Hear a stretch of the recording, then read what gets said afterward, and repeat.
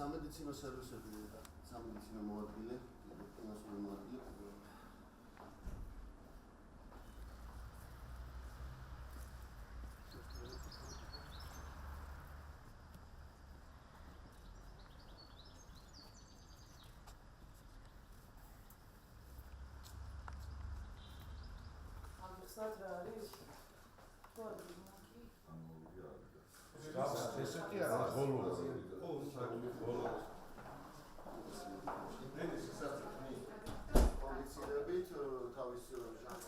ასე გვაქვს 2 ადგილიანი და 1 ადგილიანი.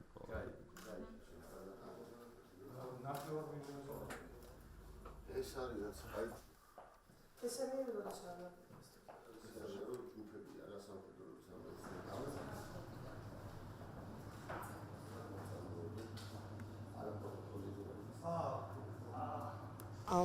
საავადმყოფოს პრინციპი შესაძლებელია, არსებობის პრინციპი შესაძლებელია, სამხედრო საავადმყოფო უნდა გქონდეს, ამასთან არავის არ აქვს წინააღმდეგობა, უფრო მეტიც ამ წუთას ჩვენ სამხედრო ექიმები არ აქვს სტატუსით გულისხმობ და ესეც უნდა შემოვიღოთ, იმიტომ რომ ძალიან მნიშვნელოვანია, რომ ყველაფერს თავისი სახელი დავარქვათ და რეალურად ვიცეთ შესაძლებლობა უკვე სამედიცინო ინსტიტუტებს რომ ამ სპეციფიკითაც მოამზადონ და არა მხოლოდ ისე როგორც ახლა არის, რომ ჰოსპიტალს და კონკრეტულ უნივერსიტეტს შორის შეთანხმებით მხოლოდ 5 ექიმის გადამზადება ხდება და მორჩა.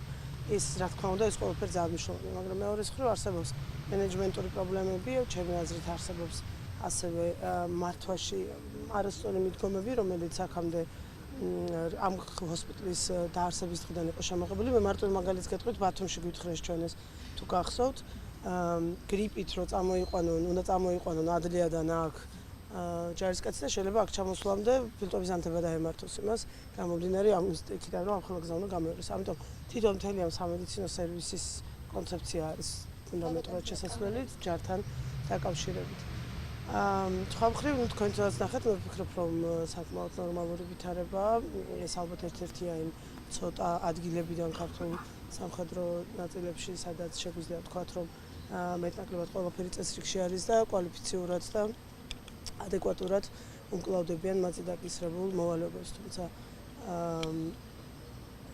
კიდევ ერთხელ ვამბობ, ყოველთვის არის ადგილი იმისთვის, რომ უფრო უკეთესი ვართვის პირობებში ნაკლები დაგახარჯებით მოახერხო უფრო ეფექტურად იმ საქმის გაკეთება, რაც სჭირდება ამ შემთხვევაში ჭირს. სტუმრად იმყოფებოდა თავდაცვის მინისტრი, გაიცნო ინფრასტრუქტურას, მოვინახულეთ